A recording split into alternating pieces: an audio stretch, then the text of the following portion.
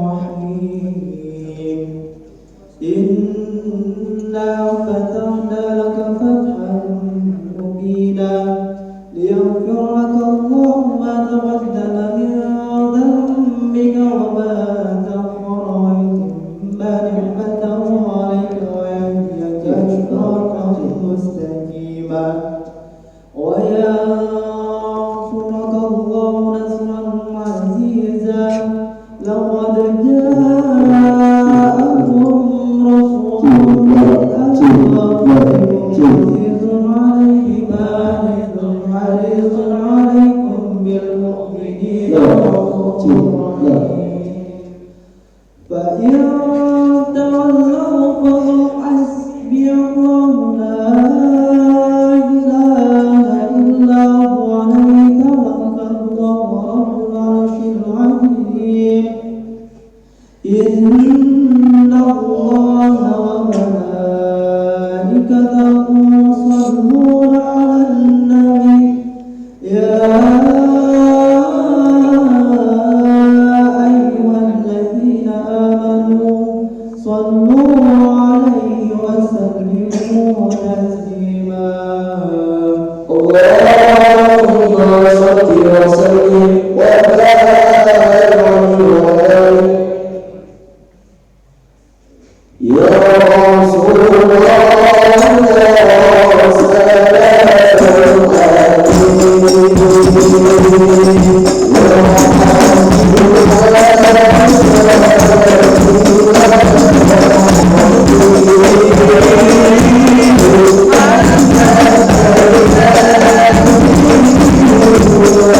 سلام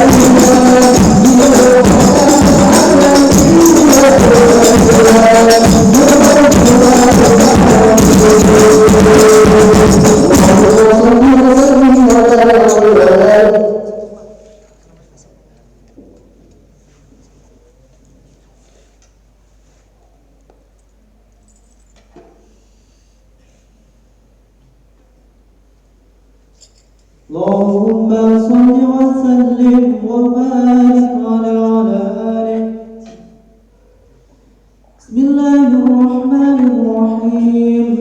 ثم رده من العرش قبل أن يبرد الفرش وقد نال جميع المعارف، فإذا صرفت ظلمة غيبت منه يسرح القالب، سعت إليه أرواح المحبين على الأقدام والنجائب. اللهم صل وسلم وبارك على آله.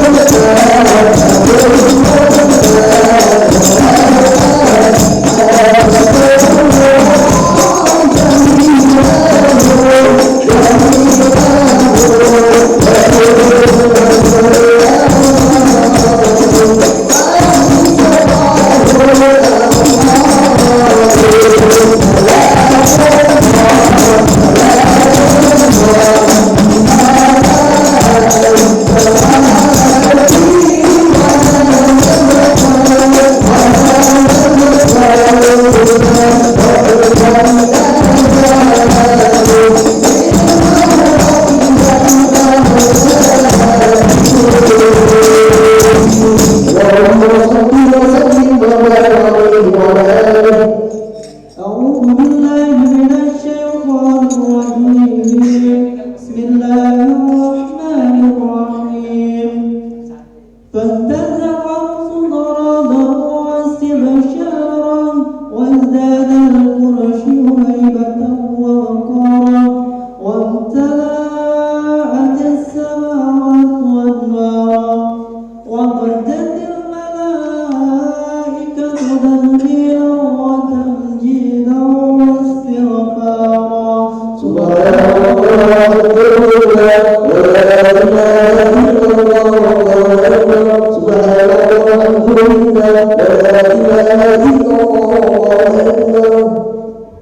ولم تزل أمه تراء أنواع فضلي وفضلي إلى نهاية تمام حملي.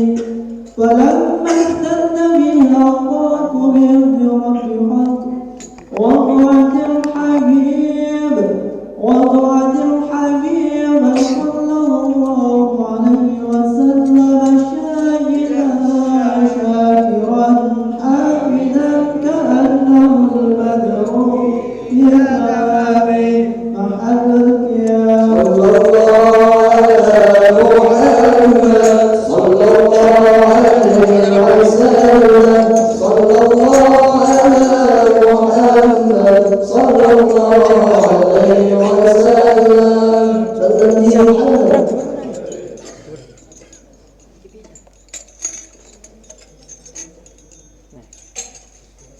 يا نبي سلام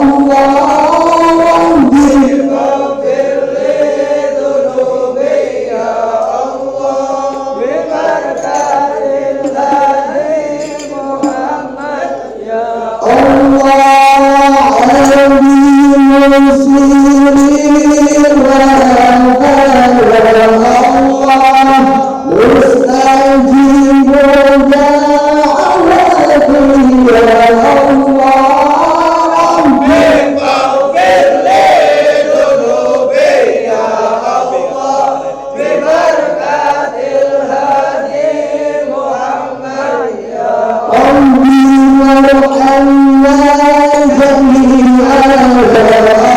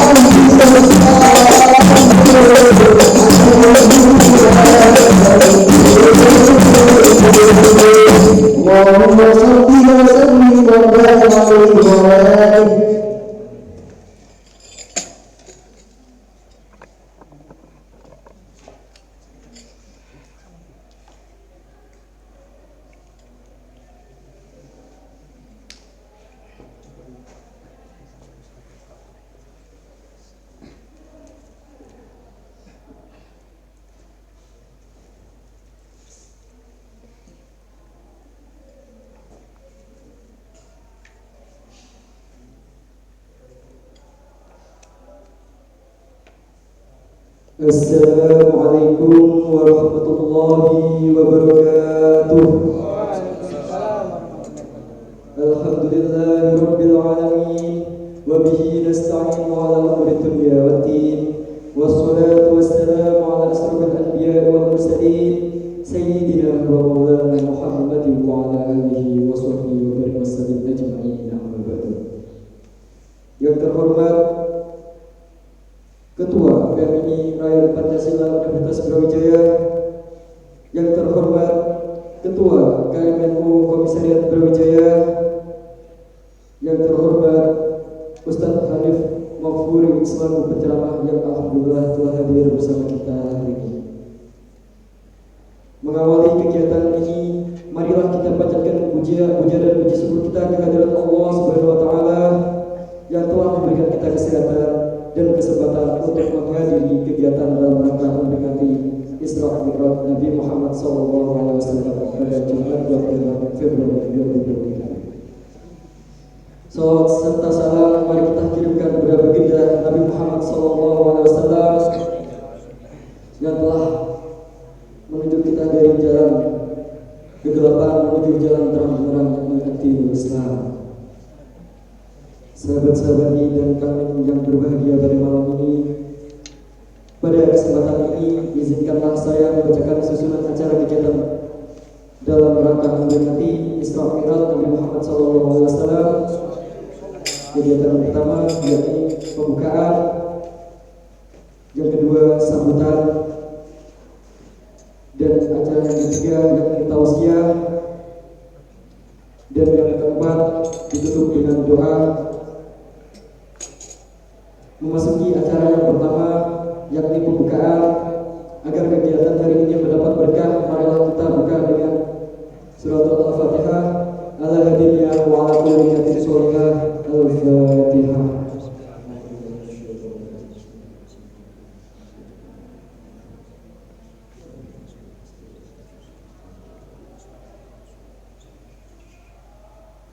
Berlanjut ke acara berikutnya yakni sambutan. Sambutan yang pertama akan disambutkan oleh Ketua PMI Rakyat Pancasila. Waktu dan tempat dipersilakan.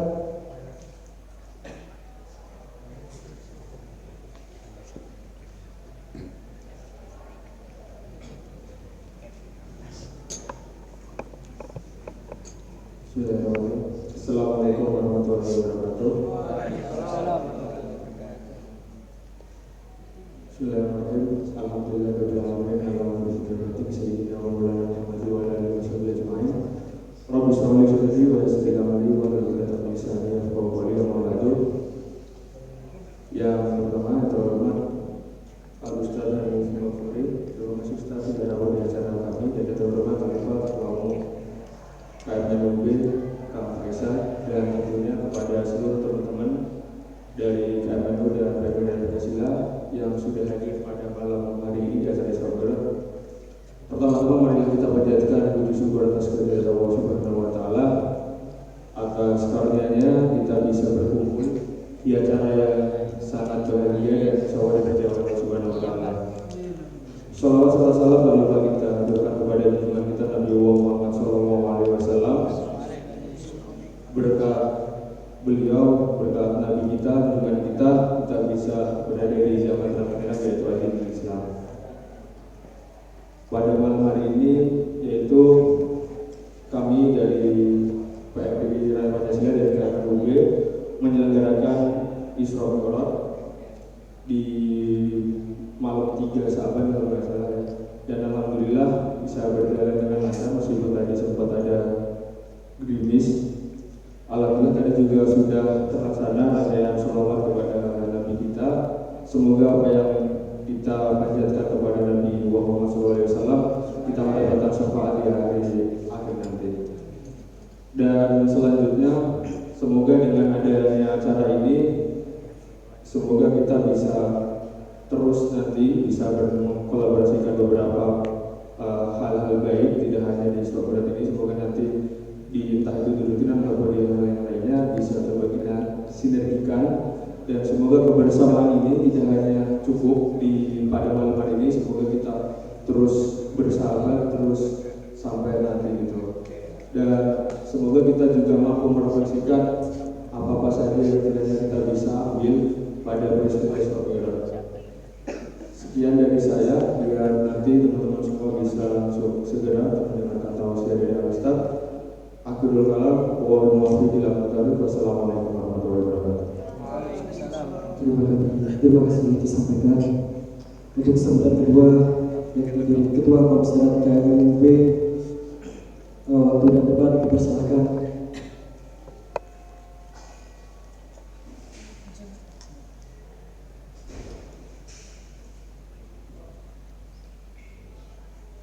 Assalamualaikum warahmatullahi wabarakatuh. Bismillah, walhamdulillah, Allahumma sholli ala sayyidina Muhammadin qutbil wa dawaiha wa afiqil abdani wa shifaiha wa nurul absar biha wa ala alihi wa sahbihi wasallim. Allahumma sholli ala sayyidina Muhammad wa ala sayyidina Muhammad. Hasbunallahu wa ni'mal wakil, ni'mal maula wa ni'mal nasir. Mari bersama-sama membaca doa. Wala haula wala quwwata illa billahil aliyyil azim. Yang saya hormati Ustaz, aku tadi kalau izin tutup mohon, makanya sopan nanti. Yang saya hormati Ketua Rayon PMI Rayon Pancasila FISIP Universitas Brawijaya. Yang saya hormati Ketua MPO KMNUB beserta jajarannya. Yang saya hormati juga alumni KMNUB yang alhamdulillah telah hadir pada acara malam hari ini. Tidak lama yang saya sampaikan, saya menegaskan kembali dari yang disampaikan Pak Yon tadi, bahwasanya harapannya acara pada hari ini bukan sebagai akhir karena telah terlaksana acara kolaborasi kita. Harapannya ini adalah langkah awal kita untuk kedepannya berlomba-lomba dalam kebaikan, dalam kebagusan, dan saling bersinergi untuk menyukseskan hal-hal yang baik, yang bagus. Sedikit saja yang saya tambahkan, alangkah lebih baiknya mari kita renungkan bersama niat kita, karena alhamdulillah jika dipantau dari media sosial, alhamdulillah di setiap rutinan KMNUB maupun dari PMI Pancasila, alhamdulillah itu banyak gitu ya. Nah, marilah kita renungkan sama-sama gitu, niat dari kita. Mari kita tata niat bersama-sama hanya untuk Allah Subhanahu wa taala dan bagi Rasul Nabi Muhammad SAW. Dan semoga dengan lurusnya niat kita bisa membawa sisi positif yang banyak ke dalam hidup kita. Karena kita sendiri sebagai mahasiswa ada kebutuhan untuk belajar dan lain sebagainya. Akan tetapi kita juga memiliki tuntutan, alangkah lebih baik jika kita salurkan ke hal-hal yang positif. Di samping kita di sini belajar, kita kan pasti juga ada healing, merefresh dan sebagainya. Alangkah lebih baik dan kita patut syukuri bersama, kita di sini sudah mensalurkan sisi healing kita, sisi refresh kita ke hal-hal yang baik. Karena patut disyukuri banyak juga di luar sana yang menyisihkan refresh dari dirinya itu agak kurang positif. Ya, jadi patut kita syukuri alhamdulillah kita di sini diberi takdir oleh Allah Subhanahu wa taala, diberi kekuatan untuk menyisihkan waktu kita di acara yang insyaallah mulia ini, di majelis yang penuh berkah ini. Yang terakhir, saya berpesan kepada teman-teman semua, saya mengajak kepada teman-teman semua, khususnya pada diri saya sendiri, dan sekali lagi khususnya pada diri saya sendiri. Yuk, jangan lupa sholatnya, jangan lupa dijaga, jangan lupa zikirnya, jangan lupa sholawat, jangan sampai meninggalkan Allah Subhanahu wa taala dan Rasulullah SAW. Maksudnya jangan sampai hati kita jauh dari Allah dan Rasulullah SAW. Maka dari itu teman-teman teman-teman semua, mari kita tetap niat untuk meluruskan niat kita. Mungkin sekian yang dapat saya sampaikan. Kurang lebihnya mohon maaf. Wassalamualaikum warahmatullahi wabarakatuh. Terima kasih disampaikan. Memasuki acara yang ketiga, yakni tausiah yang akan disampaikan oleh Al-Ustaz Hanif Mafuri. Banyak waktu dan terus.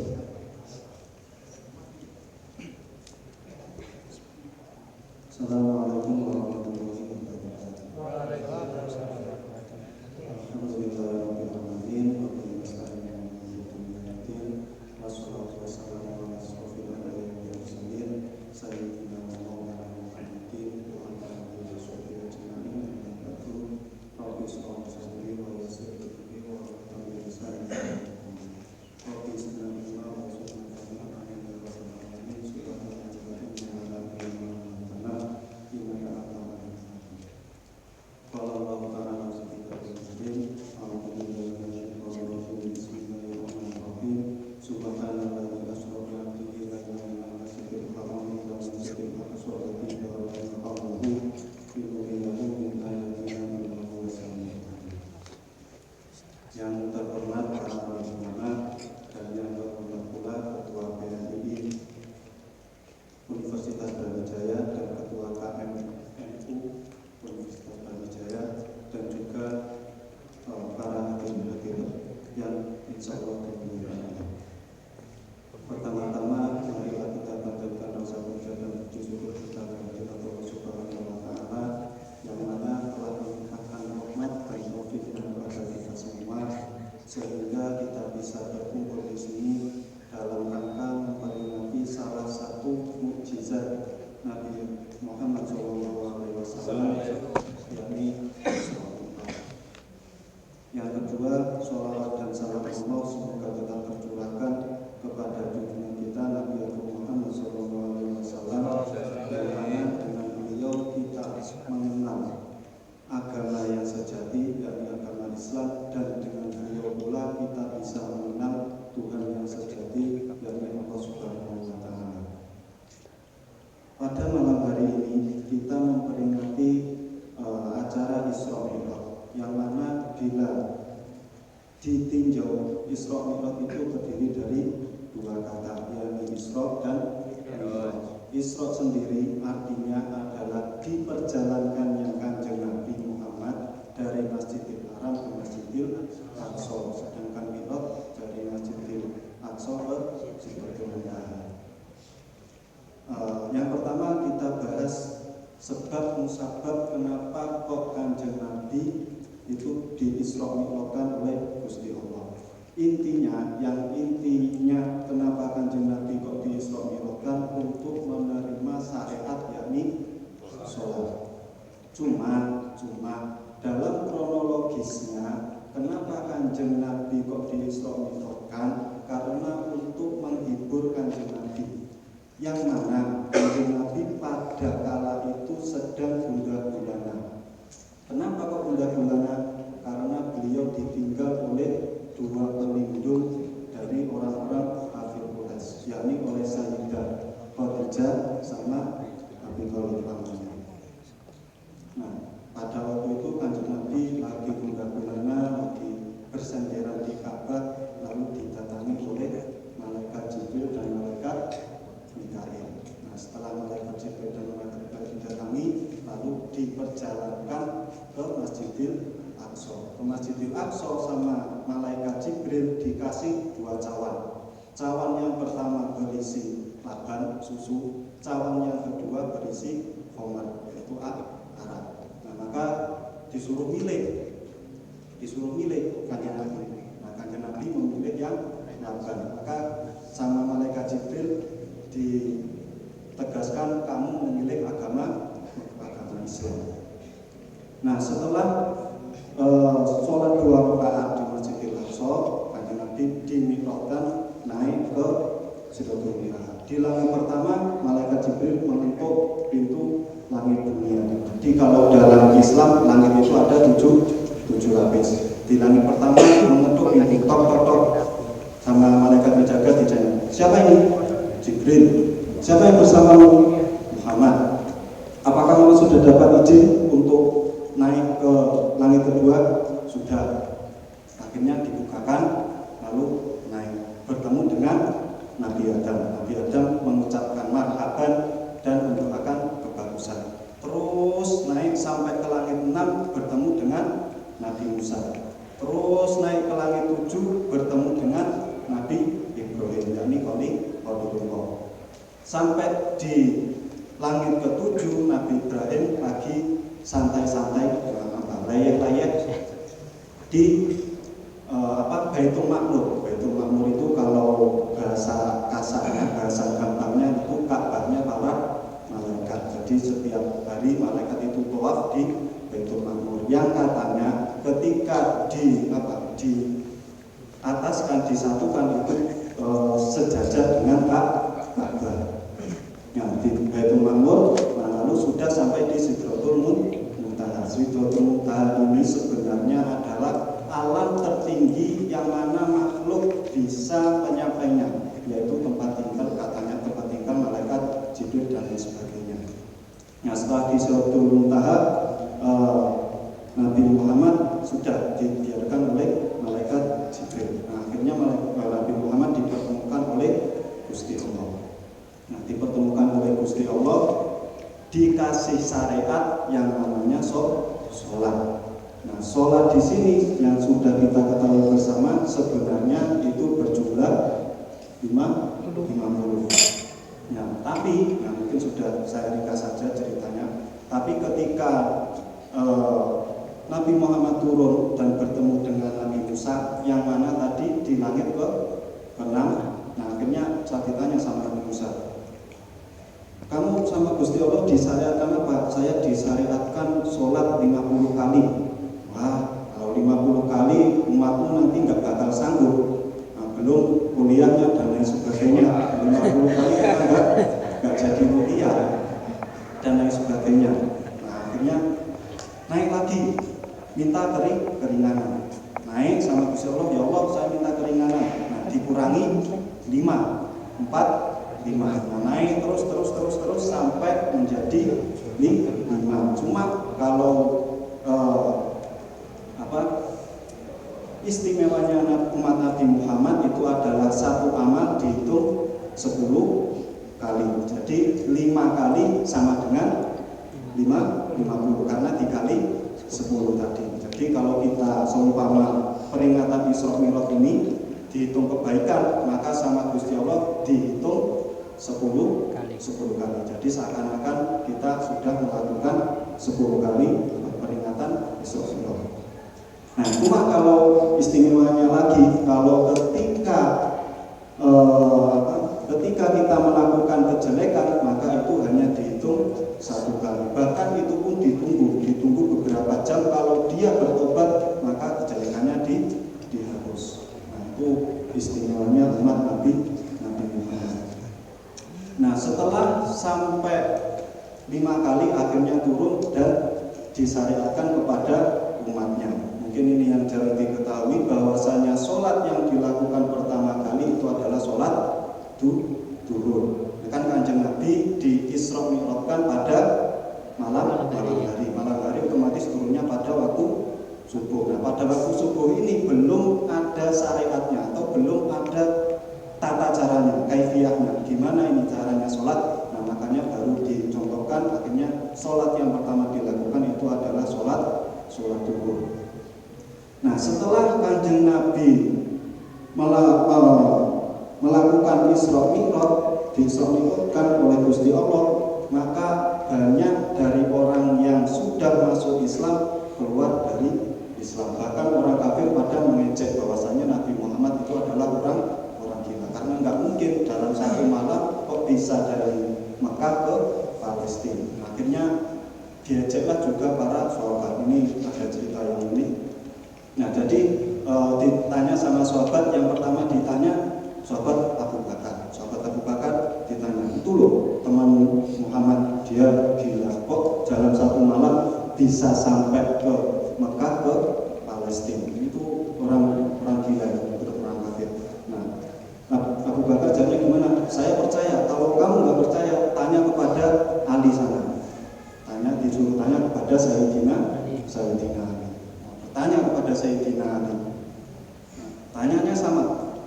percaya apa yang dikatakan Muhammad tentang Isra Mi'rajnya? Percaya. Kamu itu jadi orang gila juga, sama dengan Nabi Muhammad dan Abu Bakar. Kata Abu Bakar, saya disuruh ke kamu untuk menanyakan buktinya. Buktinya gimana? Dipenggal katanya sama Sayyidina Ali. Kenapa? Maka Sayyidina Ali itu merupakan babul. Sama Nabi Muhammad sama Ali saja, sama Nabi Muhammad dan Abu Bakar saja kamu nggak percaya, apalagi dengan saya. Repot-repot saya pateni. Seperti itu ceritanya yang ini. Makanya Sayyidina Abu Bakar dapat julukan dengan As-Siddiq karena dari peristiwa Isra Mi'raj itu. Nah, ini yang maksud intinya. Intinya dari Isra Mi'raj itu adalah perintah untuk sholat. Nah, sholat ini seperti yang sudah kita ketahui merupakan dari tiang agama. Bahkan kalau ada guyonannya, Islam itu bermakna Isya, subuh, zuhur, asar, maghrib. Cuma guru saya dulu waktu kecil saya masih ingat memaknai Islam itu yang lain. Gimana Islam itu? Ingin selamat, laksanakan ajaran Muhammad. Itu guru saya waktu MI pernah menyampaikan seperti itu. Islam itu gimana? Ingin selamat, laksanakan ajaran Muhammad. Ajarannya yang paling penting itu adalah sholat. Karena sholat itu bisa bisa menghilangkan semua permasalahan dan kesedihan kita. Karena dari sejarahnya pun ketika mau disyariatkan sholat, Kanjeng Nabi pada waktu itu sedang sedih. Nah, maka sholat itu bisa menghilangkan kesedihan dan berbagai masalah. Contoh mudahnya seperti ini. Mungkin yang lain memanai ini godaan setan dan sebagainya. Contoh mudahnya seperti ini. Ketika kita sedang lupa akan suatu barang, ini saya punya uang 100.000. Nah, tapi saya taruh mana? Nah, tapi ketika sholat, nah itu akan ingat, oh 100.000 saya ternyata di sana, bisa itu. Nah, itu sholat seperti itu saja sudah bisa menghilangkan masalah kita, yaitu uang 100.000. Masalah dunia bisa dihilangkan. Sering ya yang mengalami seperti itu. Lupa akan ini tiba-tiba, ya saya sholat seperti itu, walaupun secara sejatinya itu enggak baik. Nah, cuma sholat ini yang penting orang sholat itu adalah dia orang baik. Walaupun ada ayat yang menyebutkan inna sholata tanda anil fasya wal munkar. Nah, lalu saya sholat itu masih maksiat terus kok. Bagaimana ini? Enggak apa-apa. Memang orang maksiat enggak boleh sholat. Boleh, justru kalau orang maksiat enggak sholat, nah itu yang bahaya. Orang maksiat gelombang sholat itu dia jadi masih orang baik. Kalau nggak mau sholat, nah itu yang nggak baik. Nah, yang sekecil-kecilnya kita mencegah keburukannya atau mencegah maksiatnya, yaitu kita melaksanakan perintah wajib Allah, yaitu berupa sholat. Saya sholat nggak khusyuk, bagaimana? Nggak apa-apa. Dalilnya ada. Jadi disahkan dulu sahabat sholat kepada Kanjeng Nabi. Nabi, kalau niki sholat kok boten khusyuk, bagaimana hukumnya? Nabi menjawab, boten apa-apa, nggak apa-apa. Nah, lalu Sayyidina Ali di sebelahnya intervensi. Jadi ngasih saran, nggak bisa, sholat itu harus khusyuk. Nah, sama Kanjeng Nabi ditantang. Ya sudah, kamu sholat 2 rakaat. Nanti kalau kamu bisa khusyuk mulai awal sampai akhir sholat, kamu dapat surga saya. Nah, sholat Sayyidina, sholat Allahu Akbar dan sebagainya sampai tahiyat akhir. Mau salam, Sayyidina Ali ngetek oleh sorban ini Kanjeng Nabi mau salam. Nah, lalu ditanya sampai gimana? Bisa khusyuk 100%? Enggak, Kanjeng Nabi.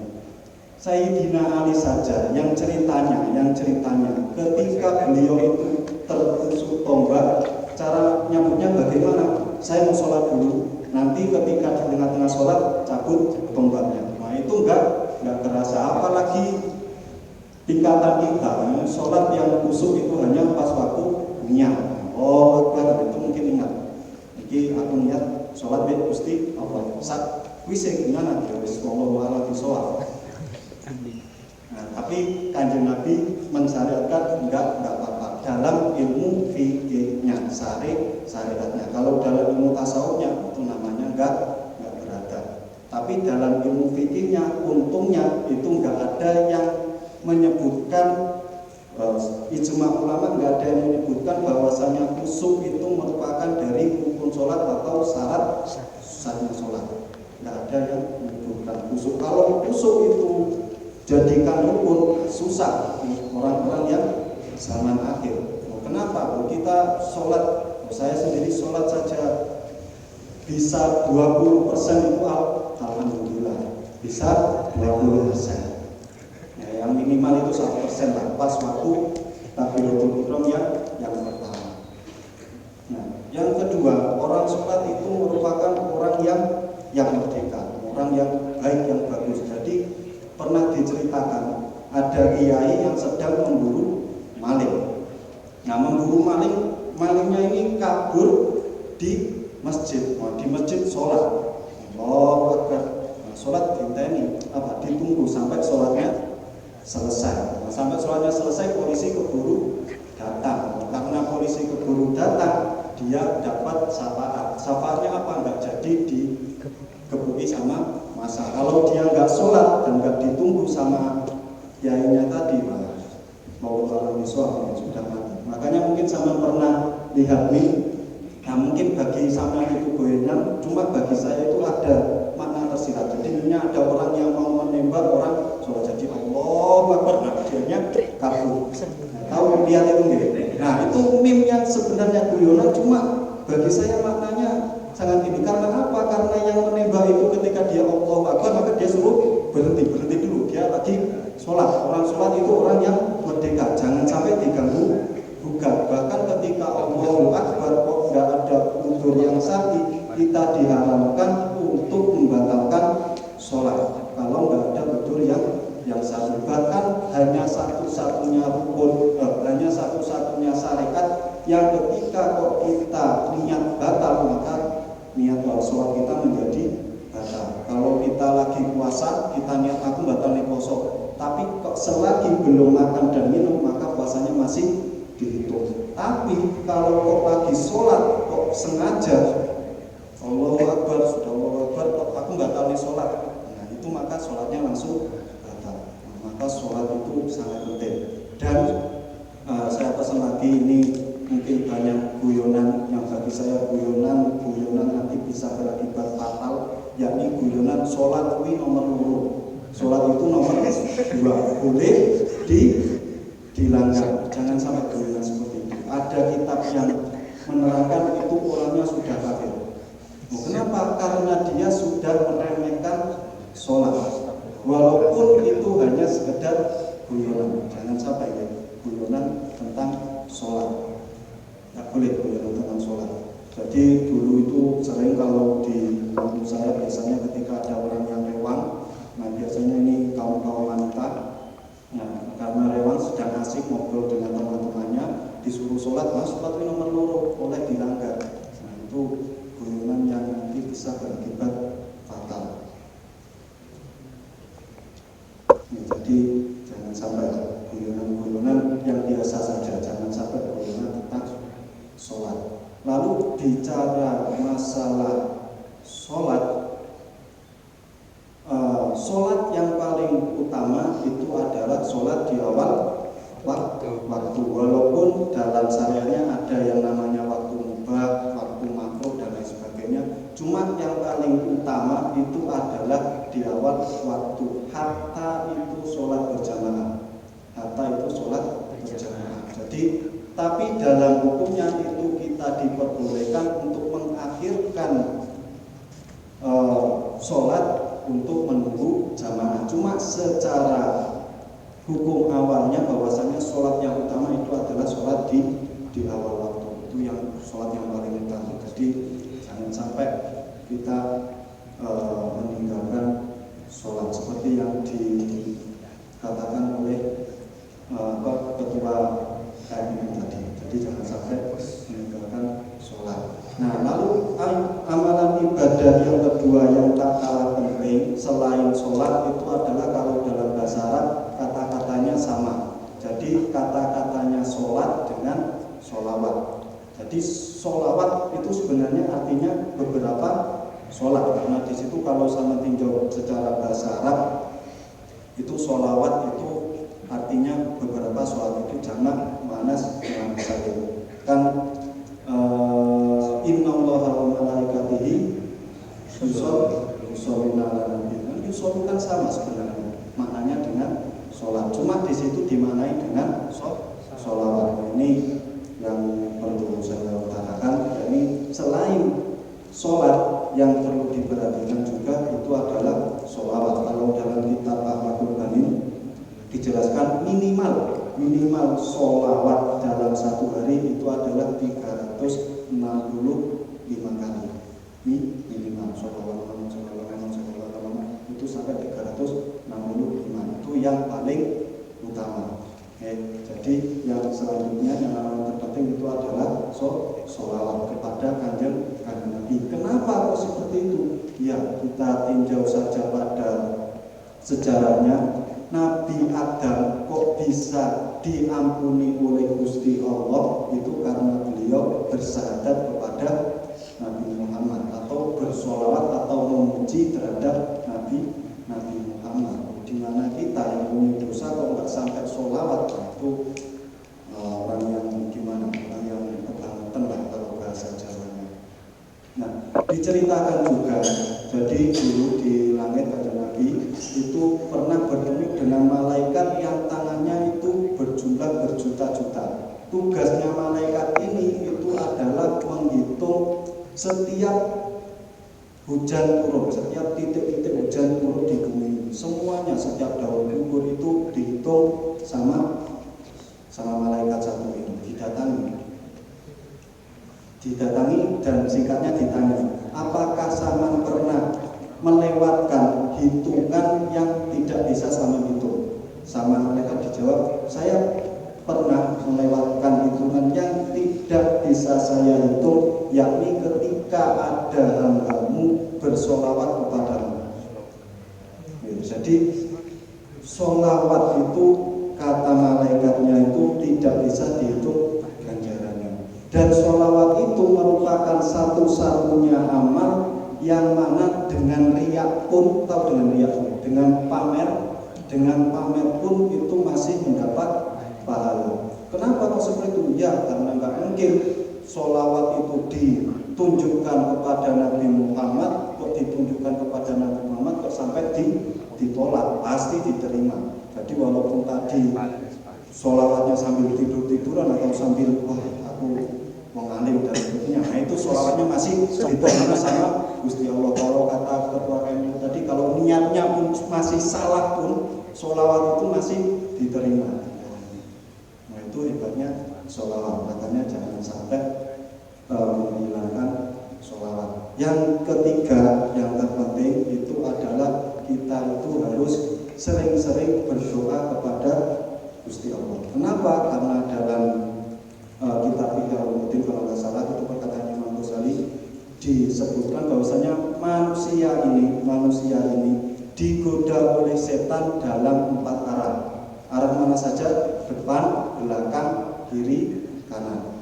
Arah yang enggak digoda atau arah yang tidak bisa digoda sama setan itu ada 2 arah, yaitu arah atas dan arah bawah. Kenapa kok seperti itu? Karena arah bawah itu dikhususkan untuk sujud. Jadi ketika kita sujud, nah itu kalau bisa dihayati. Kalau daunnya Habib Novel Al-Druso itu ketika tahiyat akhir, sujud tahiyat akhir itu diusahakan doa untuk kedua orang tua, dan seterusnya. Nah itu insya Allah akan diterima. Nah yang selanjutnya, kenapa kok arah atas itu pasti nggak bisa digoda oleh setan? Karena arah atas itu untuk berdoa. Nah lalu ini mungkin sering saya pernah ditanya, Gusti Allah itu tempatnya di mana? Ada yang menjawab, ada dia tanya, Gusti Allah itu tempatnya di atas. Kenapa? Karena ketika kita berdoa itu tangan kita menghadap ke atas. Ada berdoa seperti ini. Ini orang Jimbe, tahu orang Jimbe. Berdoa itu seperti ini. Kenapa kok doa di atas? Apakah Gusti Allah di atas? Enggak. Itu untuk menandakan bahwasanya tidak ada zat yang di atas Gusti Allah. Jadi itu menandakan bahwasanya Allah itu di atas semuanya. Dan juga tadi saya sebutkan bahwasanya Kanjeng Nabi ketika dimikotkan itu sampai pada Sidratul Muntaha. Nah setelah itu Allah bertemu dengan Nabi Muhammad bertemu dengan Gusti Allah di mana nggak tahu, di tempatnya Gusti Allah, di terserah Gusti Allah. Kita nggak berhak untuk mengatur Gusti Allah. Nah, Gusti Allah diatur. Orang sing kendel itu Gusti Allah kok diatur. Selamat ya Gusti Allah. Ya, jadi seperti itu. Yang selanjutnya yang paling penting itu adalah ini, karena perkembangan zaman banyak aliran-aliran yang di luar dari aliran yang dibawa oleh para wali songo dan para ulama-ulama pada zaman dulu. Maka seyogyanya kita mengikuti Ahlussunnah wal Jamaah. Ahlussunnah wal Jamaah ini tandanya itu ada dua. Yang inti tandanya itu adalah mereka tidak akan mencela para ulama.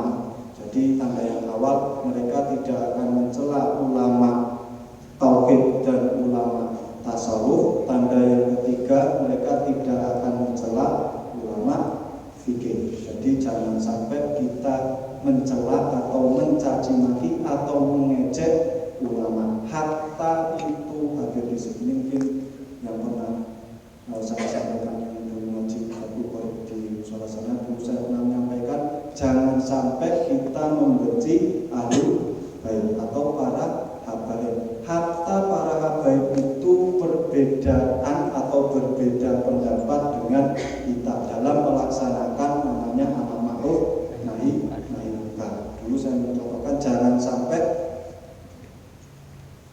kita mengejek Habib Rizik itu gini. Jangan sampai, bagaimanapun beliau itu adalah ahlul bait. Ahlul bait dihormati karena dia nasabnya sambung sampai kanjeng Nabi. Ahlul bait dihormati enggak karena akhlaknya, enggak karena ilmunya. Ahlul bait dihormati karena dia nasabnya sambung sampai kanjeng Nabi. Walaupun sudah dipastikan ketika dia ahlul bait nasabnya sambung, maka dia akan orang baik. Ya, ada yang namanya ahlul bait kok jadi orang jahat dan sebagainya, ada. Pasti jadi orang besar, orang baik dan sebagainya. Jadi seperti itu. Nah, lalu yang tadi saya sebutkan, setan itu tidak bisa menggoda kita dalam dua arah bawah dan arah atas. Maka kalau kita ingin berlindung dari godaan setan, yaitu memperbanyak hati dan jasa kita terhadap dua arah tersebut, yaitu intinya kita memperbanyak sujud dengan sholat dan sebagainya, dan memperbanyak doa. Nah, itu yang penting. Jadi jangan sampai kita itu meninggalkan yang namanya doa, karena doa itu disebutkan dalam hadis doa silahul mukmin. Jadi doa itu adalah pedangnya orang mukmin. Jadi kalau kita mau diakui menjadi orang mukmin, maka kita harus menjadi orang yang banyak-banyak berdoa. Nah, saya punya ini doa yang diijabai atau mustajab dalam doa itu diantaranya doa sebelum salam pada waktu sholat. Jadi setelah sampai baca tahiyat akhir, nah itu disunahkan untuk berdoa. Dan juga setelah salam tapi belum berucap apa-apa, jadi itu disunahkan untuk berdoa juga. Jadi sama assalamualaikum sama doa apa aja, terserah mau aja dunia aja akhirat terserah, yang penting doa, karena itu menunjukkan kita memegang senjata. Kalau kita nggak berdoa, maka kita nggak punya senjata.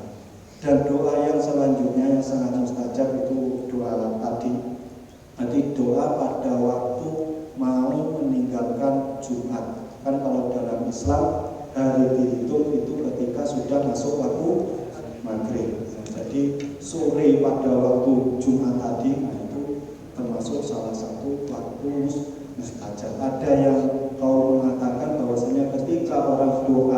ketika mau suruh di waktu Jumat itu doanya diijabahi. Ada yang mengatakan ketika duduk di antara dua khotib. Jadi ketika khotib duduk, nah itu kita disunahkan berdoa. Ada yang mengatakan seperti itu, cuma ada kalau yang mengatakan lagi itu doanya ketika setelah asar pada hari Jumat sebelum masuk waktu maghrib.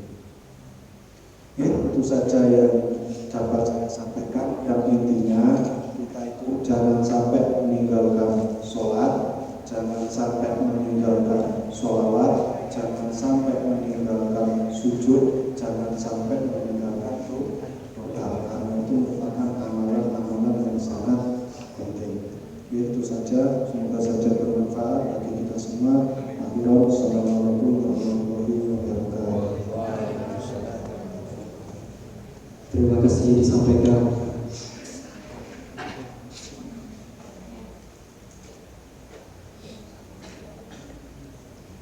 Memasuki acara yang keempat, yakni doa yang akan disampaikan oleh Ustadz Hanif Maghfuri. Waktu dan tempat bersama.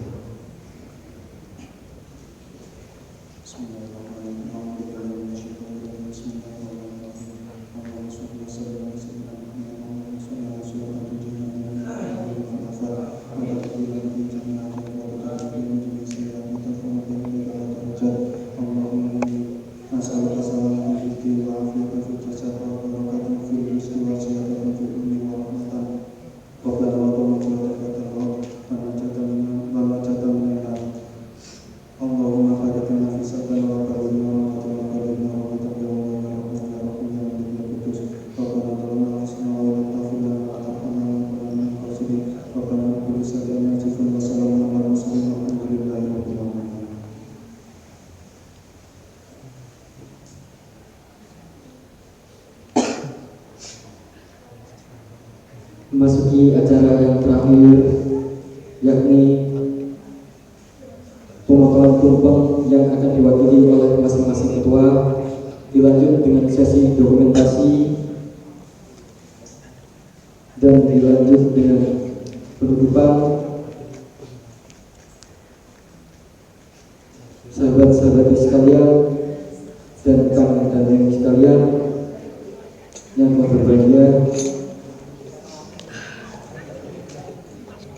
rangkaian demi rangkaian telah kita lalui dan sekarang tiba kita di penghujung acara. Namun sebelum saya pamit, saya selaku Master of Ceremony memohon maaf atas segala kesalahan dan kepada Allah. Mari kita bersama-sama kita mohon ampun. Mari kita tutup kegiatan kali ini dengan membaca surat Al-Lafat Alhamdulillah. Alhamdulillahirrahmanirrahim.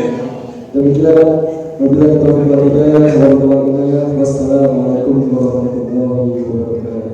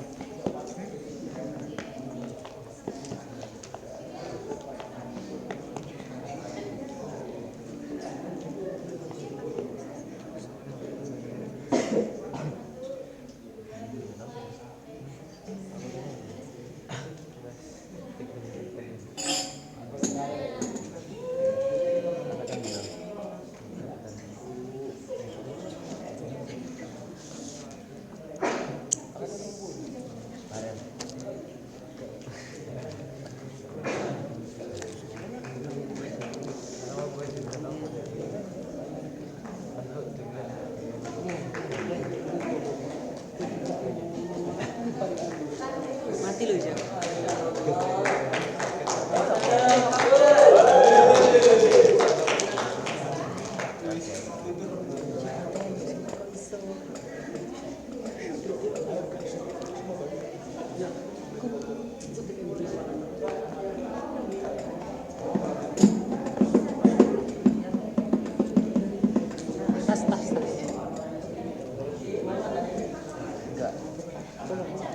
Jan.